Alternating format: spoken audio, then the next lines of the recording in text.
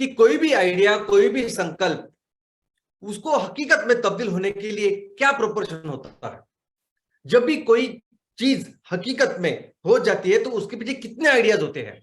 या यूं समझे कि अगर 100 आइडिया आपके दिमाग में है तो उसमें से कितने आइडिया हकीकत में तब्दील होने होंगे। दोस्तों, पूरे दुनिया में भारत का ये जो प्रोपोर्शन है ये बहुत कम है।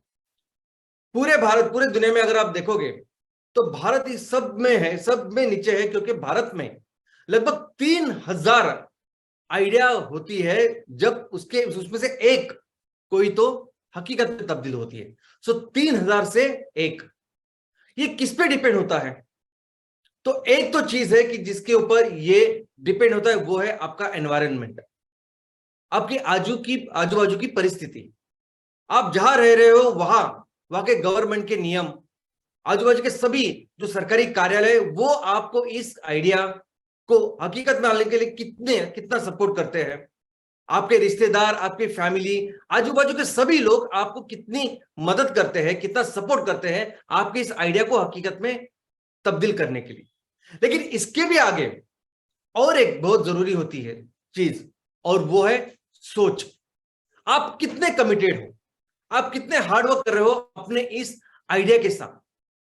दोस्तों, जब कोई भी किसी भी आइडिया, किसी भी सपने को, किसी भी लक्ष्य को साकार करने के लिए शुरुआत करते हैं, तब बहुत बार ऐसी चीज हमारे सामने आती है जिसके बारे में हमने सोचा भी नहीं होता। कई सारी चीज ऐसे हमारे, कई सारे चैलेंजेस हमारे सामने आते हैं जिसके लिए हम बिल्कुल प्रिपेयर नहीं होते, हमारी कोई ट्रेनिंग नहीं होती। और ये सिर्फ हमारे साथ ही नहीं होता, ये सभी बड़े बड़े देवताओं के, प्रभु श्री राम, मोहम्मद पैगंबर, जीसस क्राइस्ट, भगवान बुद्ध, उनसे लेके छत्रपति शिवाजी महाराज हो, महात्मा गांधी हो, या कोई भी ऐसी इंस्पायरिंग पर्सनालिटी हो, अगर उनका जीवन चरित्र आप देखोगे, कोई भी ऐसा व्यक्ति जो आपको प्रेरित करता है, चाहे वो बिजनेस में हो, खेलकूद में हो, या किसी भी क्षेत्र में हो, सभी इस व्यवस्था से गुजरते हैं। सभी के सामने ऐसे चैलेंजेस आते हैं, लेकिन जब भी ऐसी कोई चीज सामने आती है तो हमेशा एक बात तो सोचते हैं, एक बात सोचते हैं कि हमने क्यों इसकी सबकी शुरुआत की थी। और फिर वो अपने लक्ष्य को देखते हैं, अपने को सपने को देखते हैं, और फिर उन्हें वो ऊर्जा मिलती है। दोस्तों, ये जो चीज है, ये जो आपका कमिटमेंट है, ये जो डेडिकेशन है, यही सबसे इंपॉर्टेंट है। आपकी आजू बाजू की परिस्थिति कैसे भी हो, अगर आप पूरी तरह से डटे हो, पूरी तरह से कमिटेड हो अपने लक्ष्य की ओर, अपने सपने की ओर, तो आप उस सपने को साकार कर सकते हैं। इनफैक्ट स्वामी विवेकानंद हमेशा ये कहते थे कि अगर आपने किस लक्ष्य को चुना है, अगर आपने किस आइडिया को चुना है, तो आप उस लक्ष्य को, उस सपने को इस तरीके से दिन रात हर सांस उसको इस तरीके से सोचो, जिंदा रहो उसके साथ, इस तरीके से रहो कि आपकी शरीर का हर हर हर चीज, हर अवयव, हर टिश्यू उस सपने के साथ जिए। बाकी सब कुछ छोड़ दो और इस तरीके से उस सपने के साथ, लक्ष्य के साथ एकरूप हो जाओ, तब आप उस लक्ष्य को प्राप्त कर सकते हो। और दोस्तों, यही तरीका है, यही तरीका है कि पूरे तरीके से फोकस होके हमें अपने लक्ष्य के ऊपर काम करना चाहिए।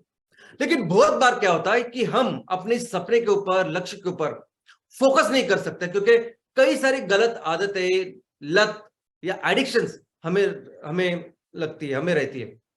और उसकी वजह से हम अपने सपना तो कभी कभी देखते हैं, लेकिन इस गलत आदतों की वजह से हम पूरी तरह से कमिटेड नहीं होते जिस तरीके से होना चाहिए। अब जब भी एडिक्शन की बात आती है, तब हमेशा हमारे सामने आती है शराब, सिगरेट या गर्द, ये बाकी सब चीजें। लेकिन दोस्तों, एडिक्शन कई तरह के होते हैं कि जिसकी वजह से ये व्यक्ति, मनुष्य, अपने लक्ष्य और अपने सपने के ऊपर काम नहीं करता। दोस्तों, हमने देखा है कि कोई भी क्षेत्र अगर प्रगत है, अप्रगत है, या कोई देश विकसित है, अविकसित है, तो उसमें फर्क ये नहीं होता कि उसमें संसाधनों की कम ज्यादा है या कमी है। फर्क यह होता है कि आप अपने संसाधनों का कितना उपयोग करते हो, कितना उनका विकास करते हो। और कौन करता है उन संसाधनों का विकास? तो वह है मनुष्य। जब भी संसाधनों की बात आती है, तब हम मिट्टी, पानी, धूप, इन सब चीजों की बात करते हैं। लेकिन सबसे इंपॉर्टेंट संसाधन अगर कोई है तो वह है मनुष्य। मनुष्य अगर अच्छी तरह से विकसित हो तो वो अपने आजू बाजू की सभी संसाधनों को अच्छी तरह से उसके आगे विकसित कर सकता है, अपने प्रदेश को डेवलप कर सकता है। और इसीलिए कहते हैं कि हमने पूरी जो हमारी शक्ति है वो इस मनुष्य को बेहतर करने के लिए लगानी चाहिए, और सबसे बेहतर जो उपाय है वो है शिक्षा।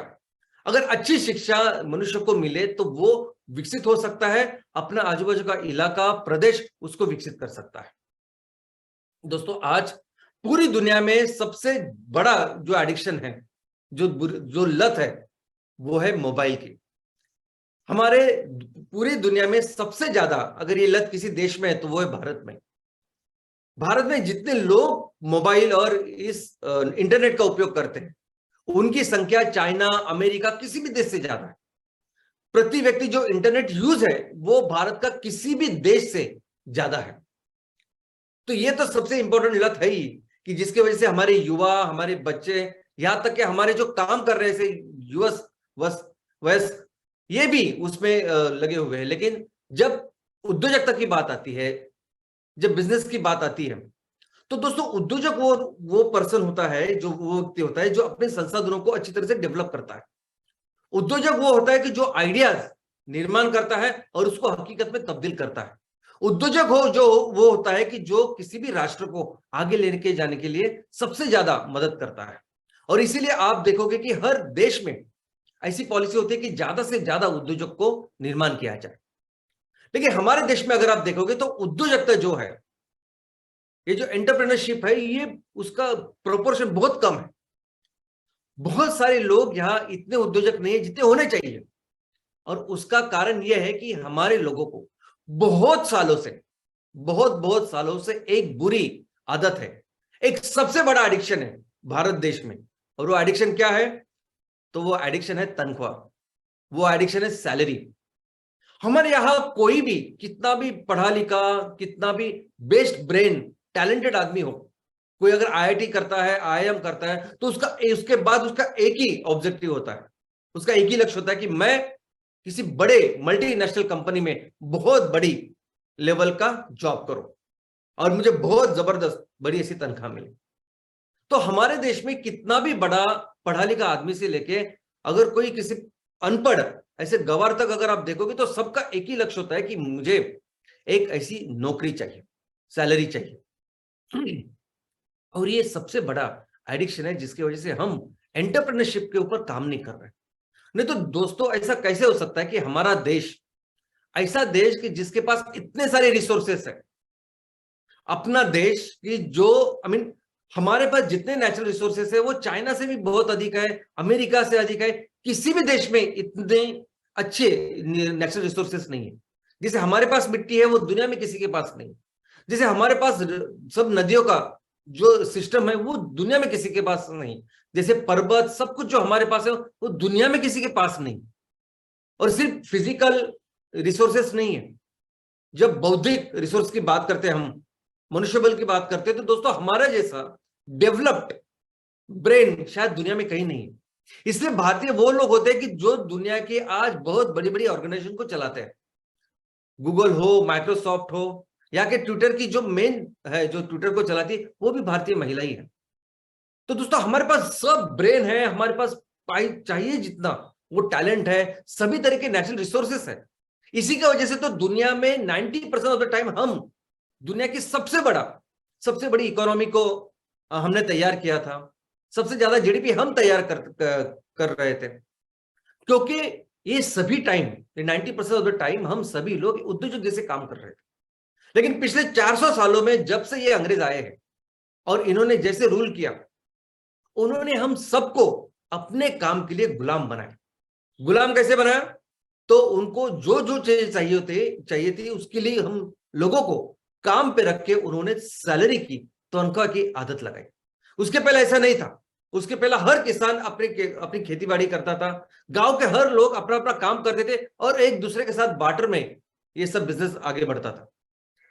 लेकिन ये अंग्रेजों ने 400 सालों में हमें इतनी बुरी लत, आदत, एडिक्शन ये लगा दिया कि जिसके वजह से आज हर कोई चाहता है कि उसको तनख्वाह मिले और उसके बारे में, उसके अलावा हम आगे सोच ही नहीं पाते।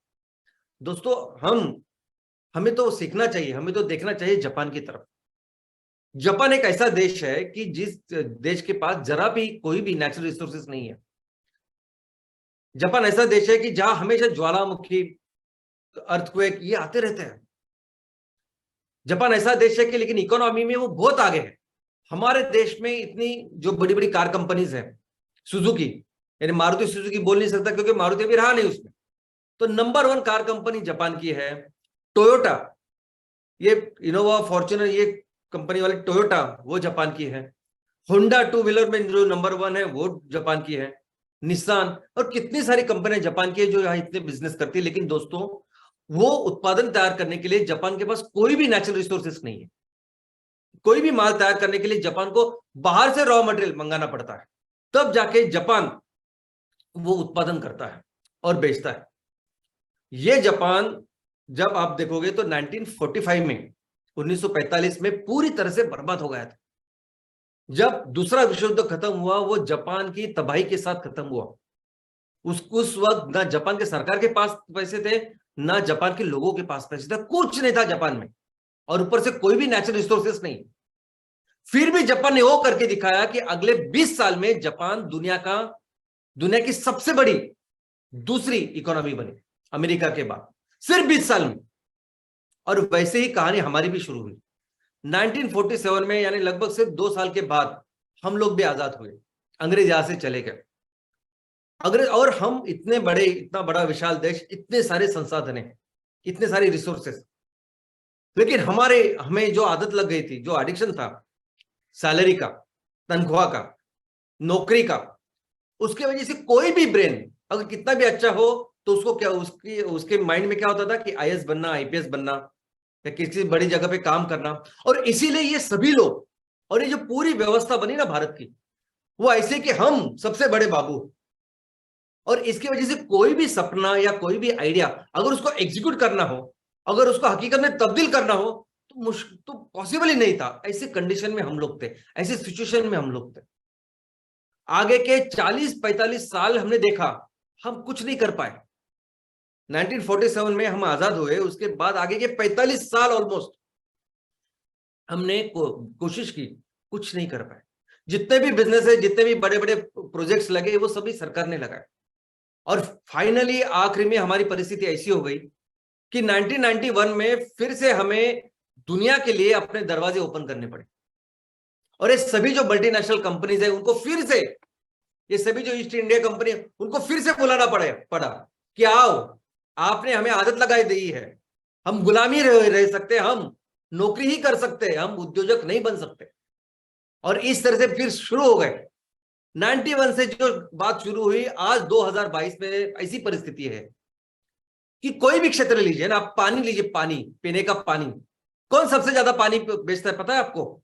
हमारे देश में सबसे ज्यादा पानी बेच रहा है किनली, एक्वाफिना, यानी कोको कोला, पेप्सी, ये लोग पानी, पीने का पानी वो सबसे ज्यादा बेचते हैं, बिस्लेरी नहीं।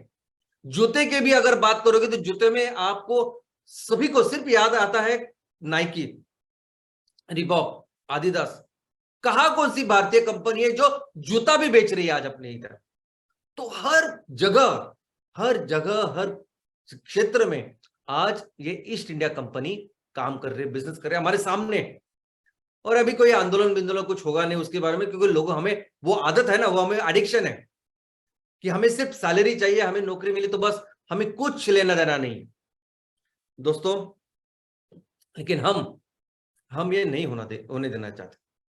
क्यों हमने शुरुआत की एमसीएल में, क्यों हमने एमसीएल की क्यों शुरुआत की है, और एमसीएल में हम सभी लोग जो आज बड़े परिवार का हिस्सा है, क्यों हम सभी ने मिलकर शुरुआत की है? तो दोस्तों, हम अपने भारत देश को फिर से उस लेवल तक लेके जाना चाहते थे जिसके हकदार हम लोग हैं। अगर हम दुनिया की सबसे बड़ी इकोनॉमी थे 90% ऑफ द टाइम, हम अपने भारत को फिर से दुनिया की सबसे बड़ी इकोनॉमी बनाना चाहते हैं। आज जो 3% जीडीपी है ना, उसको 30% जीडीपी दुनिया की हम लोग करना चाहते हैं। और इसके लिए कोई बड़ी चीज करने की जरूरत ही नहीं, ऐसा कुछ करने की जरूरत नहीं जो कभी किया नहीं हमने। ये हमारी मूलभूत आंतरिक हमारी शक्ति है, बस उसको पहचान के उसके ऊपर काम करना चाहिए। दोस्तों, आज इतनी चीजें आज हमारे सामने हैं कि हम सिर्फ हमारे रूट्स के ऊपर, बेसिक्स के ऊपर ध्यान दे तो हम फिर से दुनिया में नंबर 1 इकोनॉमी बनाना चाहते हैं, बन सकते हैं।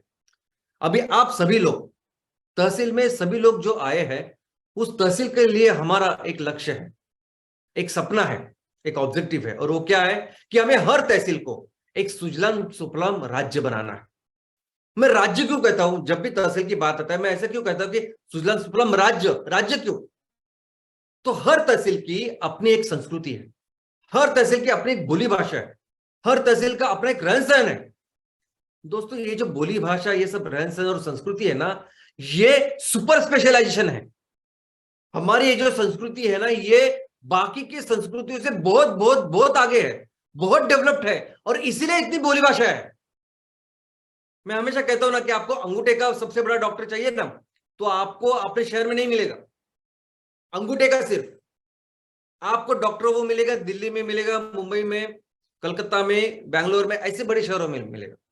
और उससे भी बड़ा डॉक्टर चाहिए तो आपको न्यूयॉर्क में जाना पड़ेगा। दोस्तों सुपर स्पेशलाइजेशन, ये जो हम कहते हैं ना, हर हर 50-100 किलोमीटर के बाद भाषा बदलती है, ये हमारा सुपर स्पेशलाइजेशन है। भारत की जो संस्कृति है, हमारी जो हिंदू संस्कृति है, ये दुनिया की सबसे डेवलप, सबसे आगे ऐसी संस्कृति है, और इसी की वजह से ये परंपरा आज हमारे हर तहसील में। और इसलिए मैं कहता हूं कि हमें इस परंपरा को, इस संस्कृति को ना कि सिर्फ इनका जतन करना चाहिए, जो पुरखों ने इतनी मेहनत करके सब जो बनाया है, हमारा काम होता है, ये हमारा कर्तव्य कि हम इसको आगे बढ़ाएं। और इसीलिए मैं कहता हूं कि हर तहसील को जो अपनी एक अलग पहचान है, उसको हम उसको बेहतर करें। और इसलिए कहता हूं राज्य, और कहता है कि सुजलाम सुफलाम राज्य। जब भी तहसील की बात आती है और जितने रिसोर्सेज आज हमारे पास है, तो दोस्तों ये सिर्फ आत्मनिर्भर नहीं, हम लोग दुनिया के सबसे अमीर ऐसे लोग बन सकते हैं। सबसे अमीर, आत्मनिर्भर एक बात हो गई कि हमें जो चीज चाहिए वो हम तैयार कर रहे हैं, लेकिन सबसे अमीर बनना ये अलग बात है। हम सबसे अमीर बन सकते हैं जब सुजलाम सुफलाम, जब मैं बात करता हूं तो इसका मतलब है हम सबसे अमीर बन सकते हैं। हमारे सबसे जो सभी जो परिवार है, सभी लोग हैं, वो बहुत ज्यादा इनकम ले सकते हैं। इतने रिसोर्सेज आज हमारे घर में है। मुझे याद है कि हमारे फैमिली में कुछ, जब भी कोई कोई उद्योजक आता है, तो एक उद्योजक ने ऐसे एक विजन तैयार किया था तहसील के लिए, और कहा था उस विजन में कि मुझे अपने तहसील में जितने भी किसान हैं उनका तो इनकम बढ़ाना ही है, लेकिन मेरा सपना है कि उस हर किसान के घर के बाहर एक बीएमडब्ल्यू कार खड़ी हो। यहां तक कि वो बीएमडब्ल्यू कार कौन सी होगी, X1, ऐसा भी उन्होंने लिखा था। और ये सब कुछ मुमकिन है दोस्तों, और इसका कारण यह है कि हम बहुत बड़ी इकोनॉमी का निर्माण कर सकते हैं। इसका कारण यह है कि हम बहुत सारा रेवेन्यू तैयार कर सकते हैं। और हमने ये भी सोचा है कि अगर भारत को दुनिया की नंबर 1 इकोनॉमी बनानी है तो क्या करना होगा तहसील में? तो तहसील में हमें 3,000 करोड़ का माल तैयार करना होगा। और ऑफ कोर्स मुझे नहीं लगता कि किसी भी तहसील में 3,000 करोड़ का माल वही बेच सकते हैं हम लोग। तो ये वहां तहसील के लिए नहीं, तो पूरी दुनिया में बेचने के लिए 3,000 करोड़ का माल हम लोग तैयार कर सकते हैं हर तहसील में। और दोस्तों जब 3,000 करोड़ का माल तैयार करते, जिसको रेवेन्यू कहते हैं हम लोग, 3,000 करोड़ का माल दुनिया में बेचने के लिए तैयार करेंगे, तब उस तहसील में जो इकोनॉमी तैयार होगी वो 8 से 10 गुना होगी। जब हर तहसील में 30,000 करोड़ की जब इकोनॉमी तैयार होगी ना, तब अपने आप भारत देश दुनिया की सबसे बड़ी इकोनॉमी बन जाएगा। लेकिन कैसे करें, कैसे? अब ये तो सोच ले कि 3,000 करोड़ का माल जनरेट करना है, माल तैयार करना है हमारे तहसील में, कैसे करेंगे? क्योंकि ऑफकोर्स वो बिजनेस किया था, वो उस लेवल पे हम लोग थे डेवलपमेंट के, इसलिए तो ये सब कुछ है। हमेशा मैं आपको ये सब आर्किटेक्चर दिखाता हूँ, अलग अलग मंदिरें दिखाता हूँ, अलग अलग चीजें दिखाता हूँ, ये आपको एहसास दिलाने के लिए कहा थे हम लोग कितना बड़ा डेवलपमेंट था। और ये डेवलपमेंट तभी हो सकता है जब हमारी आर्थिक परिस्थिति बहुत आगे हो, बहुत आगे। और वैसे आज फिर से कर सकते हैं हम लोग, कोई छू भी नहीं पा सकता ऐसे लेवल की इकोनॉमी का निर्माण आज हम अपने भारत में आज कर सकते हैं। कैसे? तो अगर हमारे, ऐसा समझे कि हमारे तहसील में 40 ही ग्राम पंचायत है सिर्फ, तो अगर 3,000 करोड़ का माल तैयार करना है तो इसका मतलब हर ग्राम पंचायत में 75 करोड़ का माल तैयार करना है। ओके, तो 75 करोड़ का माल हर ग्राम पंचायत में तैयार कैसे करें? तो दोस्तों, हमारे पास हर ग्राम पंचायत में आज 650 हेक्टेयर जमीन है जहां पर खेती हो रही है। जहां पर खेती नहीं हो रही है, ऐसी बंजर 200-250 हेक्टेयर के बारे में मैं नहीं बात कर रहा हूं। 650 हेक्टेयर ऐसी जमीन है कि जहां यहां हमारे हर ग्राम पंचायत में खेती हो रही है, और उसके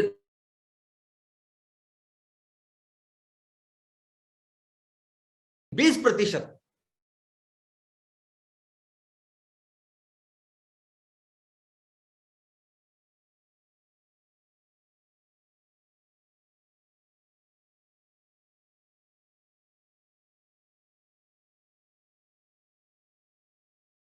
इतना हमें उत्पादन मिलता है। अब सबको पता है कि हम 500 टन से लेके आगे कितना जा सकते हैं, लेकिन 500 टन के हिसाब से भी अगर हम देखें तो 135 हेक्टेयर के ऊपर 500 टन के साथ 65,000